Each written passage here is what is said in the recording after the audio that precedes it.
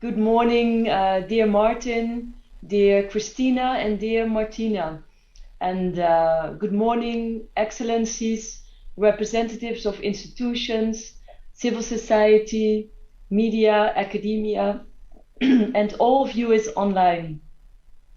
I would like to say and to start to say good morning, dear partners and dear allies, because this national conference is, I would say, a testimony that we are all in this together and that media literacy is and should be everyone's business, as Martina has just so eloquently presented. I would like to salute the Coalition for Media Literacy for choosing the theme of disinformation as a focus of this crucial event today. Disinformation has direct implications on all of us, on our skills, our work, education, our national security, and even our personal health and survival, as we can see currently in the global pandemic. Since the diversity of the panelists today is so rich and so impressive, and I'm sure you will all tackle disinformation and media literacy from different angles, allow me to sharpen your attention now to children. In August this year, the United Nations Children's Fund, UNICEF, has produced a report specifically on disinformation and children, including here in Bulgaria.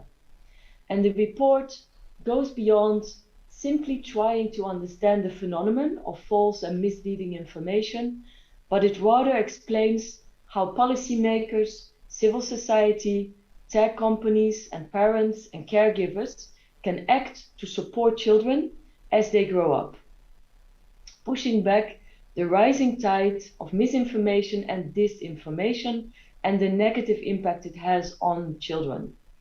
And the report provides some key findings and recommendations in it. And I'm very happy and honored that I can share 9 of them with you this morning. Disinformation online is a pressing public issue. And my predecessor, Martina, has really mentioned this at large. But the rapid spread of disinformation affects everyone, both online and offline. And as active digital users, disinformation is very much a part of children's lives. Disinformation on social media spreads further, faster, and deeper than truthful information.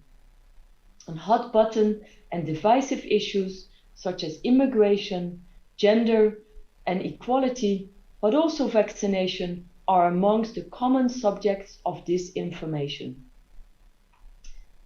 Secondly, there can be real-world consequences of disinformation. Disinformation has been used, unfortunately, to incite violence and crime targeted at ethnic minorities, which has resulted, for example, in deaths and displacement of refugee and migrant children. It also has led to lower child COVID vaccination rates and has undermined trust in journalism and science. Thirdly, children are vulnerable to the risks of disinformation. Because of the evolving capacities, children cannot always distinguish between reliable and unreliable information. And as a result, not only can they be harmed by disinformation, but they may also spread it amongst their peers. Even very young children or those without access to social media can, of course, and may be exposed to disinformation through their interactions with peers, parents, or caregivers and educators. Fourthly, at the same time, children can challenge and debunk disinformation. And my predecessor has provided some great tools and tips around that. Children can, as we know, be targets and objects of disinformation, but they can also counter its flow. And they can contribute to online fact-checking and myth-busting initiatives, examples of which you will see and hear more about during the presentations of the different panelists today. The fifth recommendation is that education is crucial. And this is an important one, of course, for UNICEF. Children have a right to an education that prepares them for the world they will live in. And today's world includes much improved digital and media literacy, critical thinking, and weighing up evidences. So equipping children with the critical reading and thinking skills can help them to determine the veracity of information. Considering how this information moves so easily between both online and offline contexts, it is important to develop these critical thinking skills amongst children even in a non-digital environment. And in the end of my intervention, I will refer you to some of the resources that can help to do that. The sixth recommendation in the report mentioned that collective action is required to protect children. And I think this was very much at the heart of Martina's intervention. The importance of policymakers, civil society organizations, technology companies and caregivers, including parents themselves and children themselves, how we need to work together to protect children from the harm of disinformation. And that effort needs to be coordinated. And I believe that this conference today is really a very bright example in this direction, to bring collective action and the way forward together. The seventh recommendation is around policymakers and how policymakers should devise child rights-based regulations around disinformation. And UNICEF recommends that policymakers devise regulations to protect children from harmful disinformation, while of course enabling children to safely access diverse content for their learning. And I think this is a crucial one, finding that balance between rights-based online protection and freedom of expression is a very significant policy challenge that the world globally is going through. The eighth recommendation is for technology companies and how they themselves can help to combat disinformation.